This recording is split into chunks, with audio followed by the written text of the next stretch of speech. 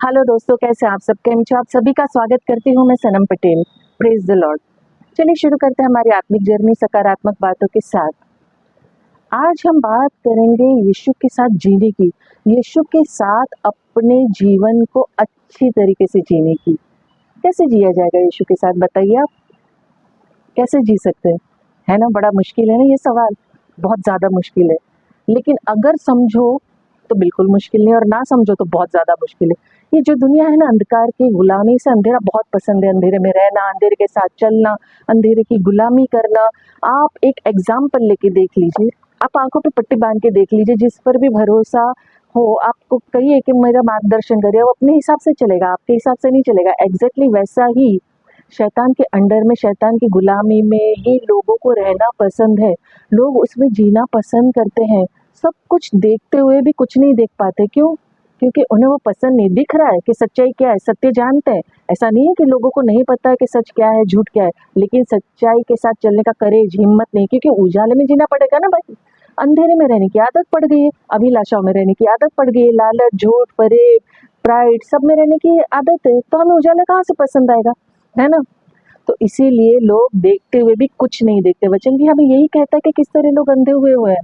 2 Corinthian अध्याय 4 का वचन 4 कहता है, और उन अविश्वासियों के लिए जिनकी बुद्धि को इस संसार के ईश्वर ने अंधी कर दी है, ताकि मसीह जो परमेश्वर का प्रतिरूप है, उसकी तेजोमय सुसमाचार का प्रकाश उन पर ना चमके।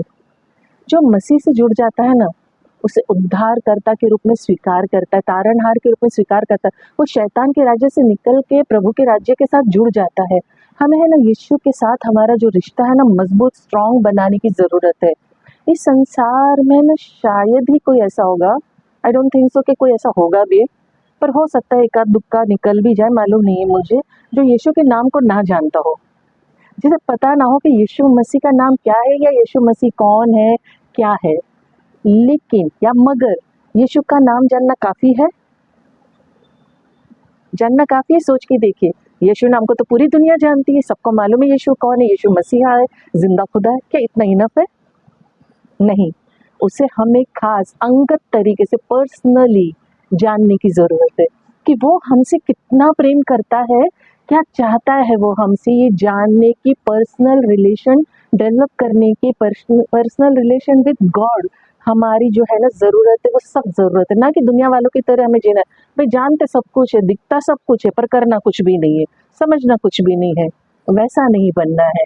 इफिसियों अध्याय 1 का 17 कहता है, और मैं उसको और उसकी मृत्युंजय की सामर्थ को, उसके साथ दुखों में सहभागी होने के मर्म को जानूं, और उसकी मृत्यु की समानता को प्राप्त करूं।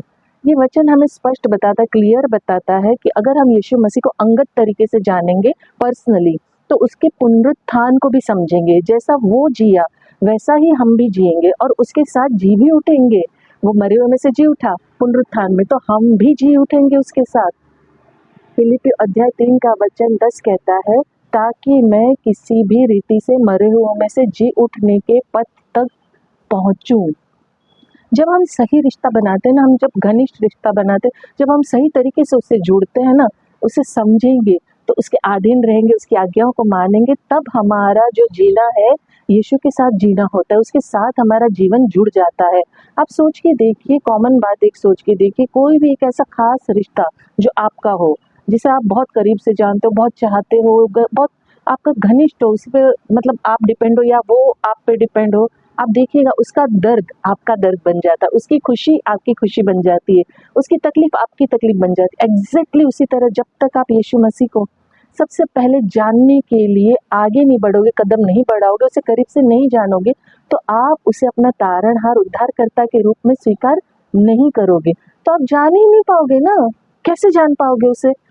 आप रिश्ता ही जब नहीं बना रहे हो, करीब ही नहीं जा रहे हो, तो कैसे बनेगा? और शैतान तो यही चाहता है, 24 आवर्स वो काम पे लगा हुआ, एक पल भी वो चुकता नहीं, ताकि कोई भी आत्मा बच ना जाए।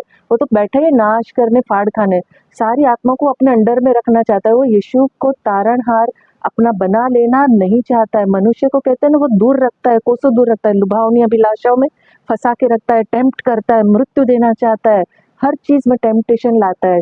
क्योंकि जो जान लेगा यीशु को, वो उद्धार पाएगा और अनंत काल का जीवन पालेगा। वो नहीं चाहता है कि मनुष्य प्रभु के पास जाए, उससे जुड़ा रहे। वो चाहता है कि मनुष्य पाप से भरा हुआ जीवन जिए और पाप से भरा हुआ जीवन में मृत्यु पाए, ताकि एक आत्मा कहते हैं ना प्रभु से दूर हो जाए। और ये मनुष्य खुद तक देता है, खुद सजा के थाली में देता है कि ले भाई मुझे बर्बाद कर, नष्ट कर। मनुष्य जानता ही नहीं कि अंधकार की गुलामी नहीं करनी है। एक कलिसियों का 1:10 कहता है, और उसके पुत्र के स्वर्ग पे से आने के बाद जोते रहो, जिससे उसे मरे हुए में से जिलाया। अर्थात यीशु की जो हमें आने वाली प्रकोप से बचाता है। प्रकोप से बचाना मतलब इस संसार के सरदार से, उसके प्रकोप से बचाना, वो हमें संभाल लेता है। फिर भी कई बार हम यीशु को बहुत हल्के में ले लेते हैं। आई थिंक 100 टाइम लेते हैं। वो हमें पापों से छुड़ाता है, मुक्त करता है, अनंत काल का जीवन देता है, गुलामी से आज़ाद करता है, स्वतंत्रता देता है, अनुग्रह देता है, कृपा देता है, दया से भरता है, प्रेम से भरता है, शांति से भरता है। फिर भी हम उसके साथ नहीं चलते। लुका अध्याय 10:19 कहता है, क्योंकि मनुष्य का पुत्र खोए हुए को ढूंढने और उनका उद्धार करने आया है। आप सोचिए, वो किस लिए आया? हम सब के लिए आया, मेरे लिए, आपके लिए, सब के लिए। यीशु हमें शैतान से ही नहीं बल्कि परमेश्वर के भी प्रकोप से बचाता है, क्योंकि हम परमेश्वर के खिलाफ कितनी सारी अनचाही बातें करते हैं जिससे उसे क्रोध है, लेकिन वो हमारे लिए मध्यस्थी करता है, बीच में खड़ा है। रोमियो अध्याय 5:9 कहता है, सो जबकि हम अब उसके लहू के कारण धर्मी ठहरे, तो उसके द्वारा क्रोध से क्यों ना बचेंगे। प्रभु यीशु मसीह के वचन जो है ना, कहता है कि हम उसके वजह से, उसके कारण धर्मी ठहरे, तो उसके क्रोध से फिर हम क्यों नहीं बचेंगे, बचाए जाएंगे। क्योंकि परमेश्वर ने हमें यीशु जो दिया है ना, यीशु के द्वारा हम धर्मी ठहरते, यीशु के द्वारा हमारा उद्धार होता है, यीशु के द्वारा हम तारणहार के रूप में उसे स्वीकार जब करते हैं ना, पुनरुत्थान के दिन हम जी भी उठेंगे। तो क्रोध से कैसे नहीं बचेंगे भाई। यूहन्ना अध्याय 3:16 कहता है ना कि क्योंकि परमेश्वर ने जगत से ऐसा प्रेम किया कि उसने अपने एक लौता पुत्र को दे दिया, ताकि जो कोई उस पर विश्वास करे वो नाश ना हो परंतु अनंत काल का जीवन पाए। परमेश्वर का प्रेम अगापे प्रेम है। वो चाहता है हम सब बच जाए। ऐसा नहीं कि भाई मैं बच जाऊं, मेरा परिवार बच जाए, सामने वाले का परिवार ना बचे, या ये बच जाए, या जो सुन रहा है वो बचे, जो नहीं सुन रहा है वो ना बचे। नहीं, वो हर किसी को बचाना चाहता है, हर किसी को सेफ रखना चाहता है। कुलुस्सी अध्याय 2:6 और 7 कहता है, सो जैसे तुमने मसीह यीशु को प्रभु करके ग्रहण कर लिया है, वैसे ही उस पे चलते रहो और उसमें जड़ पकड़ के बढ़ते जाओ। जैसे सिखाए गए वैसे ही विश्वास में दृढ़ होते जाओ और अत्यंत धन्यवाद करते रहो। कितनी प्यारी बात है ना, अत्यंत धन्यवाद करते रहो। देखिए प्रभु कितना हमें ना चाहता है। वो कहता है कि तुमने मान लिया ना यीशु तारणहार है, तुम जानते हो ना जिंदा खुदा है, तुमने ग्रहण कर लिया ना, तो उसके साथ चलो, छोड़ मत दो भाई हमने तारण पा लिया, उद्धार पा लिया, उसे स्वीकार कर लिया, इनफ हो गया। नहीं, डेली बेसिस पे अपना क्रूस उठाना है, डेली बेसिस पर उसके साथ चलना है, उसके अधीन रहना है, उसकी आज्ञाओं को मानना है, जड़ पकड़ के मजबूत जड़, कहते हैं ना फलवंत पेड़ बनना है हमें। जो हमने सीखा है उसमें आगे बढ़ना है, विश्वास में दृढ़ रहना है, स्थिर रहना है। हमें यीशु के साथ चलने की बहुत सख्त जरूरत है। जो लोग शैतान के पीछे चलते हैं ना इस संसार में, वो उसकी आवाज सुनते हैं, और जो यीशु के पीछे चलते हैं वो यीशु मसीह की आवाज को पहचानते हैं, सुनते हैं और उसके साथ चलते हैं। देखिए बहुत बारीक थिन लाइन है, जब यीशु पुकारता है और जब शैतान पुकारता है। ये आपको अपने कानों को ट्यून करने की जरूरत है कि आपको कौन आवाज दे रहा है, कौन सी आवाज के पीछे आपको चलना है। फिलिप्पी अध्याय 2:5 कहता है, जैसे मसीह यीशु का स्वभाव था वैसे ही तुम्हारा भी स्वभाव हो। प्रभु से मांगो, हमें तेरे जैसा जीना है, तेरे जैसा बनना है। मेरा दिमाग, मेरा दिल, मेरी आत्मा तू नियंत्रण में ले, तू कंट्रोल में ले। पवित्र आत्मा के द्वारा तू हमारी अगुवाई कर, तू मेरा मार्गदर्शन कर, तू मुझे चला।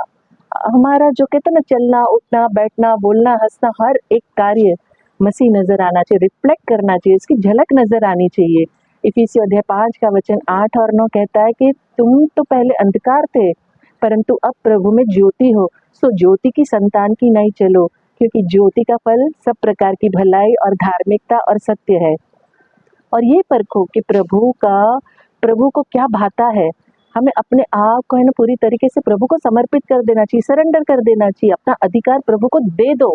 पूर्ण कहते हैं ना, पूरी तरीके से समर्पण की हमारी जरूरत है, क्योंकि हम अब अंधकार की संतान नहीं है। हम अंधकार में थे, मैं भी थी, पर अंधकार में मैंने भी बहुत सारी ऐसी गलतियां की।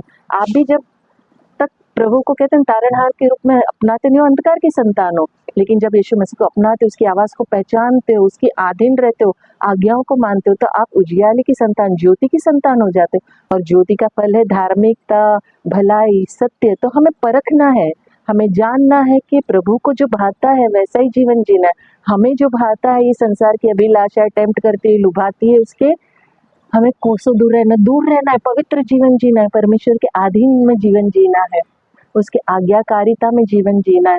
कहते हैं ना, पूरी तरह समर्पण होना चाहिए, आधा अधूरा नहीं।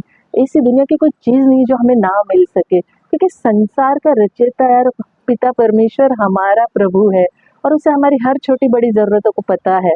उसकी योजना हमारे जीवन में हमेशा भलाई की होती है, प्रॉस्पेरिटी होती है।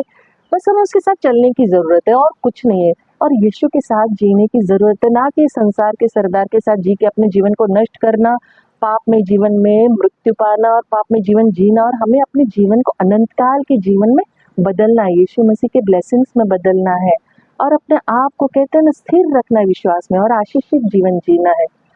हम अगर आशीषित जीवन नहीं जीते, हम अगर प्रभु को तारणहार के रूप में नहीं अपनाते, और अगर हम परमेश्वर के कहते हैं वचनों का मनन नहीं करते हैं, और उस चीज को हम इग्नोर करते हैं और कहते हैं कि नहीं भाई हम इधर भी कदम रखेंगे, हम उधर भी कदम रखेंगे, तो ये पॉसिबल ही नहीं है कि आप उद्धारकर्ता का साथ निभा रहे हो, या आप अपने जीवन को उजियाले में जी रहे हो, और आप कहते हैं ना वो लाइसेंस खाली जस्ट आपने प्राप्त कर लिया है। जैसे दुनिया के लोग एक ड्राइविंग के लिए लाइसेंस ले लेते, फिर एक्सीडेंट भी करेंगे, स्पीड भी पकड़ेंगे, रूल्स भी ब्रेक करेंगे, सिग्नल भी तोड़ेंगे। तो ऐसा नहीं है। आपने अगर जान लिया है, आपने अगर मान लिया है, और आपने उसे उद्धारकर्ता तारणहार के रूप में एक्सेप्ट कर लिया है, तो अपने जीवन को उजाले की ओर दौड़ लगानी है, ना कि अंधेरे की ओर दौड़ लगानी है। अंधेरे की संतान नहीं बनना है। ये होता है यीशु मसीह के साथ जीना। ये नहीं होता है कि भाई हम दो कश्ती में सवार रहेंगे, हमको संसार की चीजें टेम्प्ट भी कर रही है, ये सारी चीजें भी चाहिए, और हम ये मसीह के साथ भी चलेंगे, तो ये पॉसिबल नहीं है। एक रास्ता है, और जीवन में या तो हाँ होता है या ना होता है, नेगेटिव होता है, पॉजिटिव होता है, अच्छाई होती है, बुराई होती है। आप एक साथ दो चीजें कभी नहीं कर सकते हो। तो अगर आपका जीवन आप चाहते हो कि प्रभु को समर्पण आप पूरी तरह कर दो और उसके उद्धारकर्ता के रूप में अपनाओ, तो उजियाले की संतान बन के जियो। ये होता है मसीह के साथ जीना।